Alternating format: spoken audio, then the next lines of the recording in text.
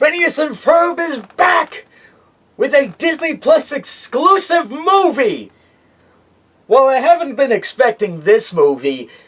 It's so great to see Phineas and Ferb make a comeback with another movie. And what other words can I say about it? So, let's go!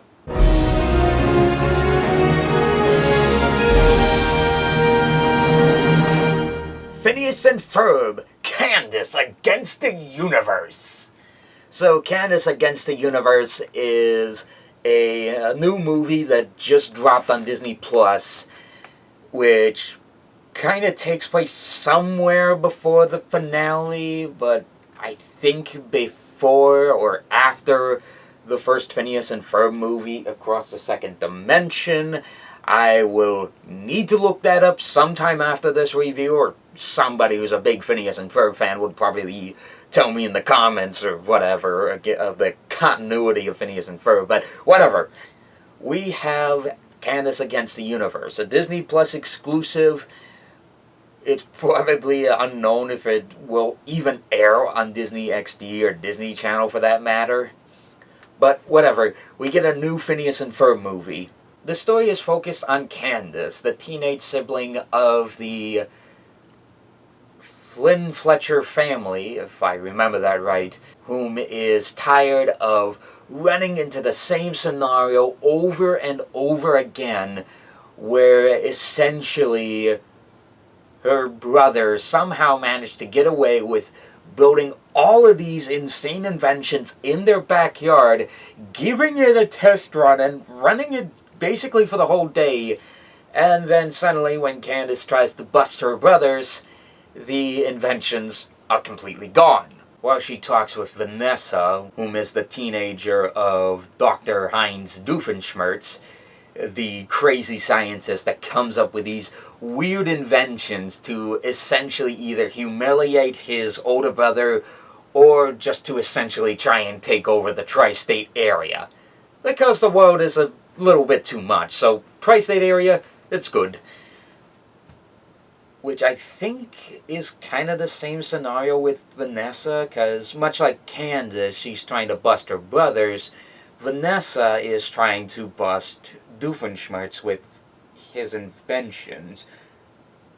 I don't know, that was like one episode we see that, but I don't think it's really ever brought up again, to be honest. But then again, I haven't seen a single Phineas and Ferb episode since the show ended back in 2015. 2015? Oh, wow. I must have been like 18 or 19 at that point. God, I feel old.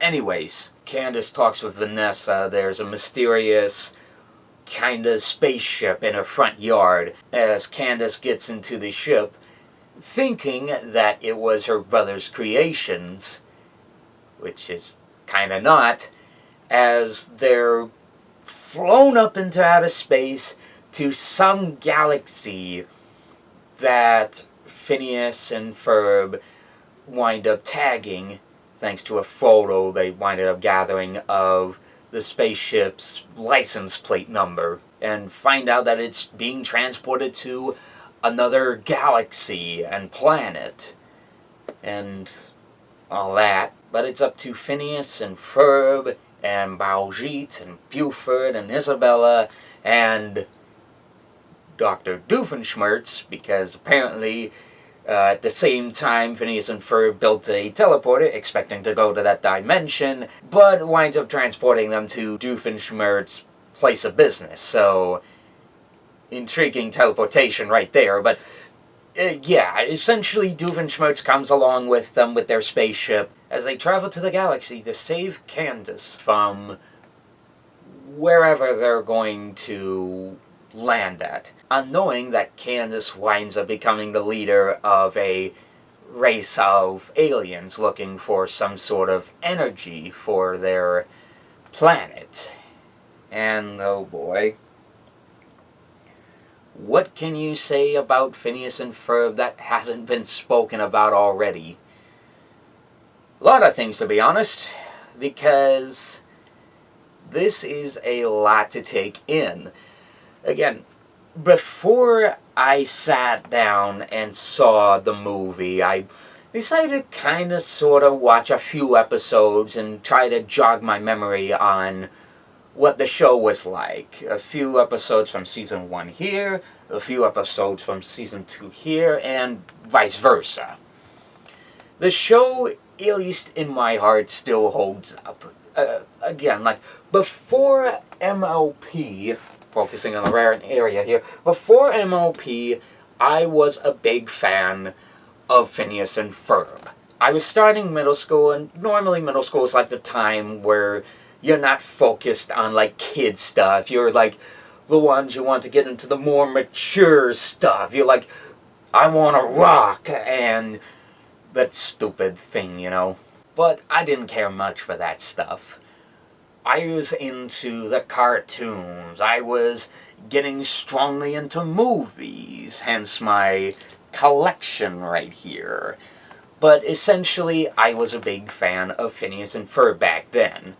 And I still kind of am to this very day. It's just, I've never gotten the chance to rewatch all the episodes. Again, I was in middle school when the show started up. At first, I really didn't like it, but then it kind of grew over me as I watched a rerun of it, and then I saw a couple of other episodes later. But what do I think of this Disney Plus movie? Well, it still maintains what made Phineas and Ferb special to begin with. We have the songs, we have the colorful cast of characters. Some of the voice actors had to be recasted because of difference in age, or they just can't pull off the voice anymore. There's the story and the memorable songs, the pop culture references, which unfortunately winds up leading one of the certain characters. Thankfully, it's not the main cast, but more or less the creatures they run into that does this one dance that's popularized by Fortnite, and is kind of annoying when like mainstream media and movies and TV shows pull that off. Yeah, that dance. The sooner that dance dies, the better. It seems like they've amped up a lot more than what they normally try and do with a regular Phineas and Ferb episode. Most of it, like I said, they still maintain the humor that the show was known for. There's obviously, like, songs, but I think this is, like, the one that has the most of them. I think the world record holder was possibly Summer Belongs to You. Again, I need to watch all the episodes to try and gather which episode had the most amount of songs. For a single episode, sometimes if lucky, they may be 2 songs in the episode, but it's always been like 1 song per episode ever since Flop Stars. But anyways, there is so much I want to talk about it. It's fairly new and I can't give it away. Let's say the humor is much like the show. It's funny. The characters are absolutely splendid. Songs are awesome. Pop culture references, it's there, minus that one dance I mentioned beforehand. Plus, it has a lot of fourth wall humor that actually is really funny. And there's one that happens so far that I kind of nearly blew out my voice box just from that laughter alone.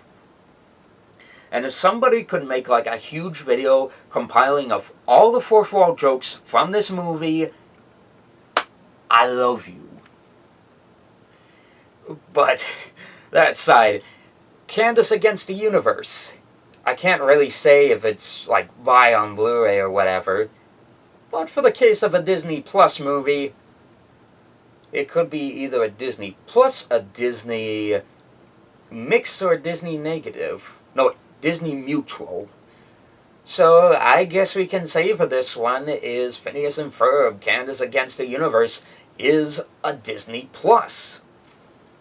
So if you want to stream that, it's on there along with the rest of the Phineas and Ferb franchise, including the Marvel and Star Wars crossovers, because Phineas and Ferb was that popular that they were able to do crossovers with those franchises, I guess. But if you have seen this movie, whatever your thoughts are, comment below, let me know.